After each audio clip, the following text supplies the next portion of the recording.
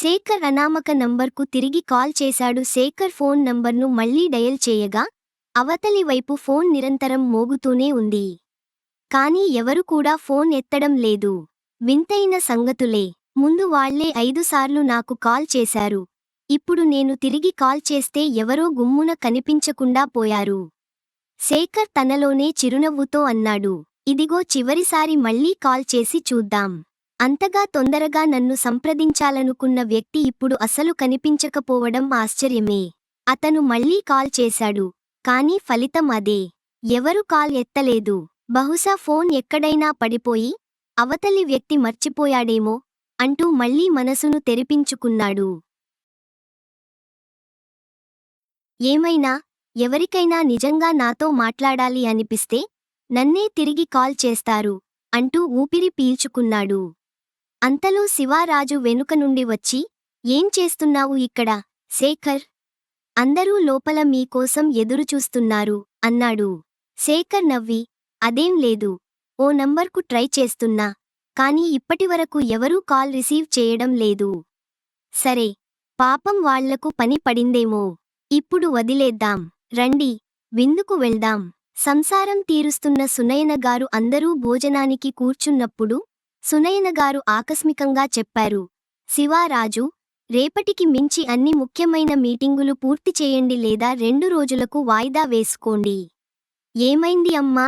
ఏదైనా ప్రత్యేకమైన కార్యక్రమం ఉందా? శివ తన భోజనాన్ని తినుకుంటూ ఆశ్చర్యంగా అడిగాడు. శేఖర్ చిన్నగా నవ్వుకున్నాడు. సునయనగారు, నువ్వు ఇప్పటికీ అర్థం చేసుకోలేదా? రేపటికి మించి 2 రోజుల్లో నీ నిశ్చితార్థం ఉంది. ఆ రోజు నీ మనసంతా మా ఇంటివైపే ఉండాలి. ఇంకా కంపెనీ మీటింగుల గురించి ఆలోచించవద్దు. శివ కుర్చీపై కదిలాడు. నిశ్చితార్థం. శేఖర్ నవ్వుకుంటూ లడ్డూ తీసుకుని, శుభాకాంక్షలు శివారాజు. ఇవిగో, నీ నిశ్చితార్థానికోసం స్వీట్ తినిపించాలి అంటూ అతని నోట్లో లడ్డూను పెట్టాడు. శివ వింతగా చూసి, ఇంత త్వరగా? దుర్గ నవ్వి, ఎప్పుడో జరిగిపోయింది వ్యవహారం. నీకే తెలియకపోయింది. తిన్నతనికి శివకు అన్నీ గుర్తొచ్చాయి.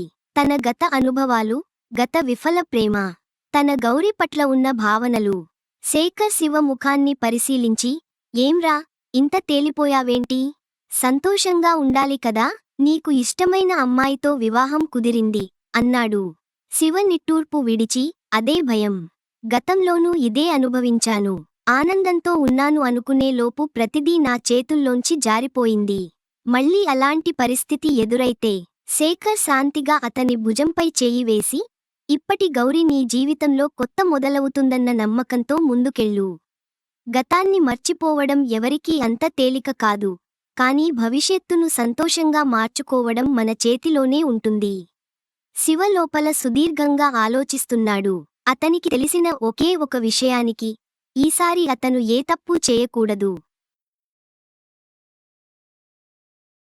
గౌరి నమ్ముతుందా?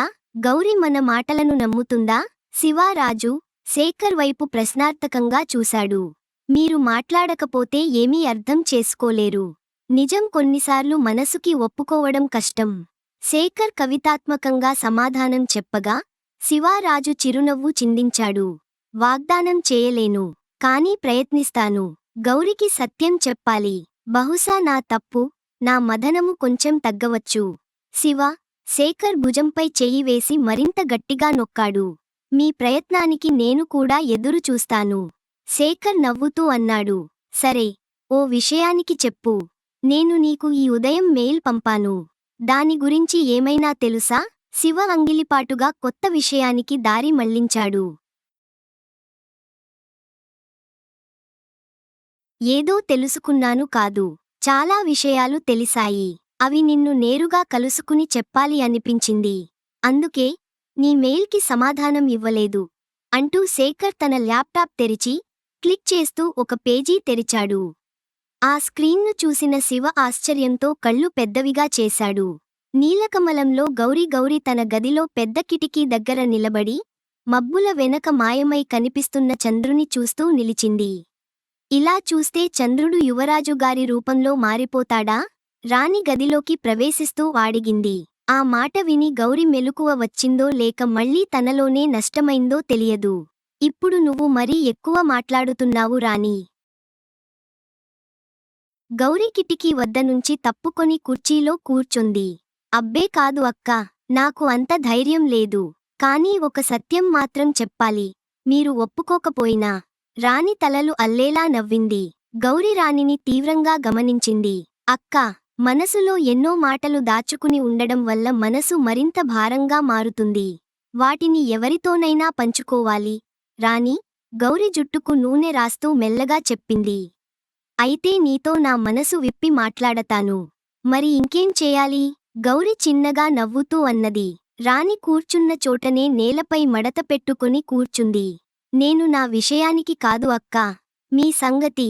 రాణి, గౌరి చేతులు పట్టుకుని నిశ్చయంగా చూస్తూ అడిగింది. యువరాజు గారితో ఒక్కసారి మాట్లాడి చూడండి. మనసులో ఉన్న అలజడికి సమాధానం దొరకొచ్చు. మరే ప్రశ్నించాలి? మీరు జయని మర్చిపోయి నన్ను పెళ్లి చేసుకోవడానికి సిద్ధమయ్యారా అని? మీరు ఆనందంగా ఉన్నారా అని? కుటుంబ ఒత్తిడితో ఈ నిర్ణయం తీసుకున్నారా అని? లేక నన్ను నిజంగా ప్రేమిస్తున్నారా అని? గౌరి ఒక్కసారిగా కంగారు పడిపోయింది. గౌరి నిర్ణయం తీసుకోగలదా?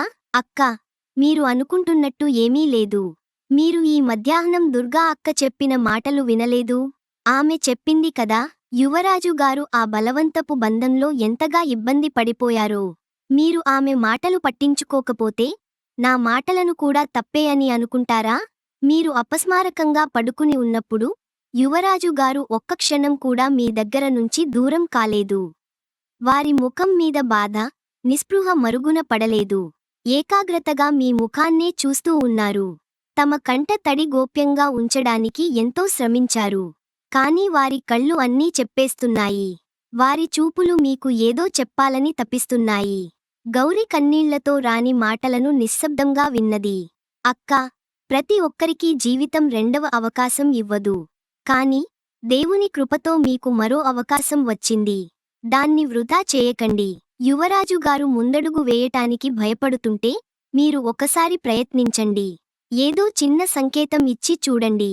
నా మనసు చెబుతోంది, వారు కూడా అదే ఎదురు చూస్తున్నారు. జీవితం ఎంత మారిపోతుందో మనకు తెలియదు.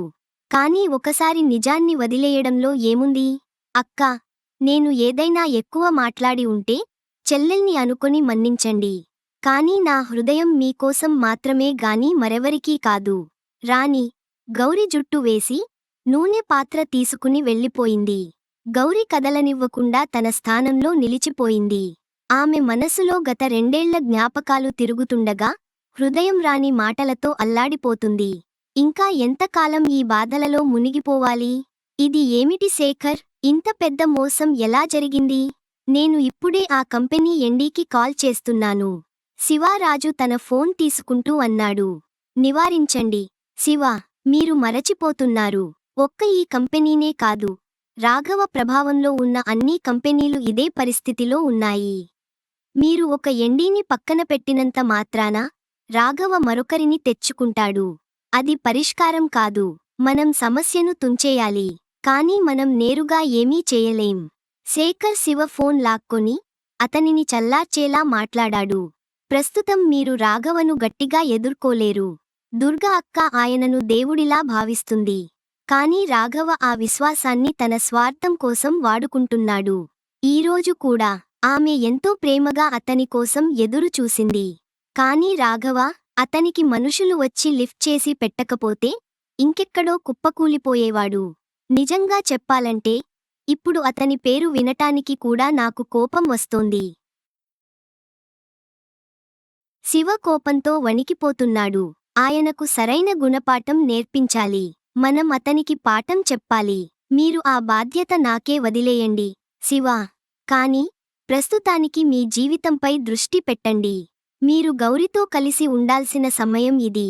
శేఖర్ రాఘవ గురించి అతనికి ఉన్న అనుమానాలను పూర్తిగా బయటపెట్టలేదు. అందుకే 2 రోజుల తర్వాత జరిగే నిశ్చితార్థానికి ముందు శివ మరో ఆలోచనల్లో పడకుండా చూడాలని నిర్ణయించుకున్నాడు. రాఘవను కంట్రోల్ చేయాలి. కానీ ఈ వేళ గౌరీ, శివను తప్ప మరేదీ ముఖ్యమైనది కాదు.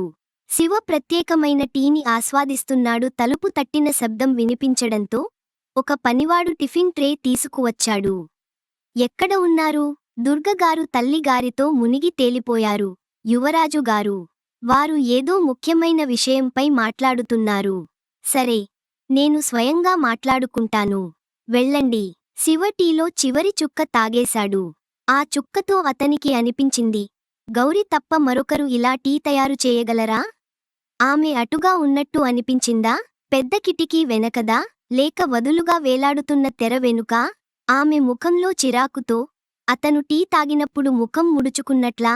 శేఖర్ టీ తాగుతూనే శివ ముఖంలోని మార్పును గమనిస్తూ నవ్వుకున్నాడు. రేపు భోజన విరామం తర్వాత మీ ఆఫీస్కు వస్తాను, యువరాజు గారు. మీరు ఖచ్చితంగా ఫ్రీగా ఉండాలి. లంచ్ టైం తర్వాత మీకేమీ ప్లాన్ లేకూడదు. ఇలా ఎందుకు బుక్ చేస్తున్నావు? శేఖర్, రేపటి విషయానికి కేవలం మటుకు కాదు. ఈ రోజు ముందు చూస్తే మీ సమయం మొత్తం నాది.